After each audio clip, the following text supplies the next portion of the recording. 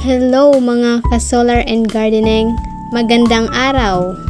So for today's video, may i-share kami sa inyo tungkol ito sa lupa kung paano patabain. Sa pamamagitan nitong aming ginawa, ang lupa ay unti-unting tataba.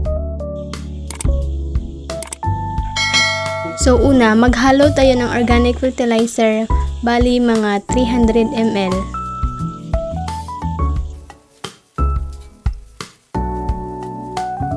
Halo natin ito sa tubig na 16 liter, yung tubig na malinis.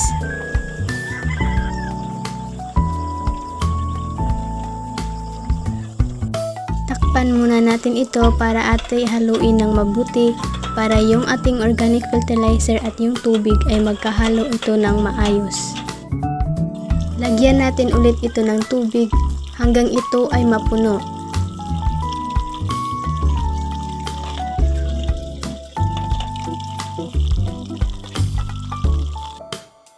At pagkatapos, puntahan na natin ang lupa na ating pag-isprehan.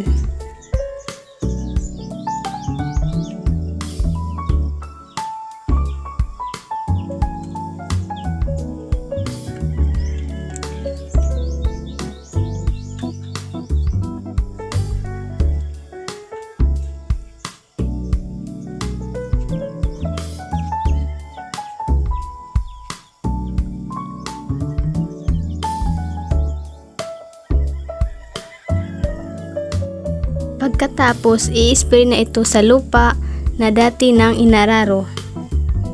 Mas maganda mag-spray sa umagang-umaga para hindi matuyo agad ang in-spray natin sa lupa dahil sa matinding sikat ng araw. I-spray ng pantay-pantay ang organic fertilizer sa ibabaw ng lupa at siguraduhing mabasa ang topsoil. Ang layunin natin dito ay buhayin ang good bacteria at ang mga mikrobyo sa lupa na siyang nagproproseso ng sustansya para sa mga pananim natin na itanim dito. Pagkatapos masprayhan ang buong pwesto, oras na para sa muling pag-araro. Araruhin na natin itong muli upang ito ay maghalo ng maayos sa lupa. At para na rin maiwasan natin ang biglaang pagkatuyo.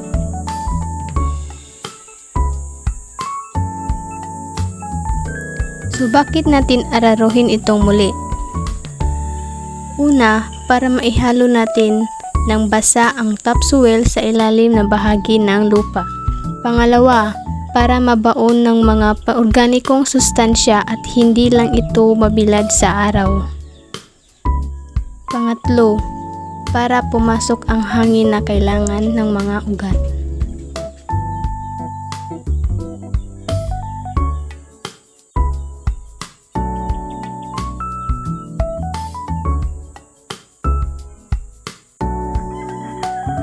Sa ganitong paraan, ang lupa ay unti-unti nang tataba.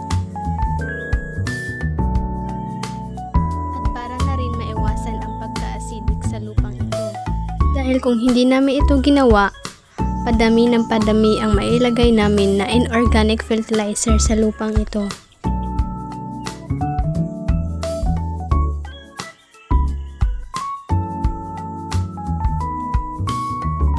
Habang hindi pa natapos ang pag-araro, ay panoorin muna natin ito hanggang ito ay matapos.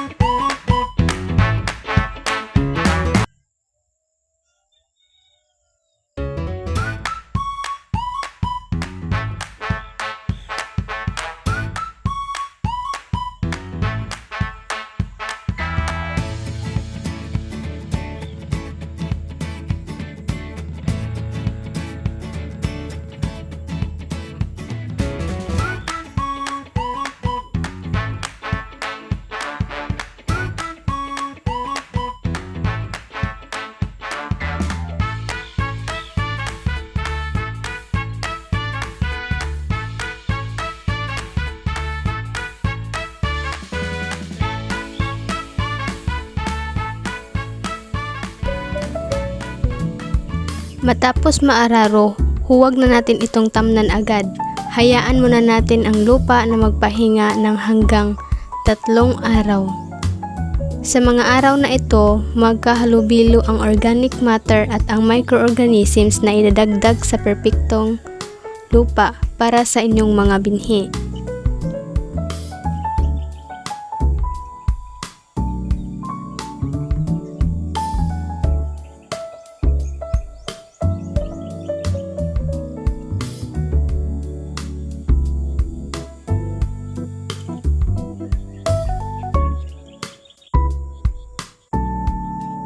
At ayan, handa na.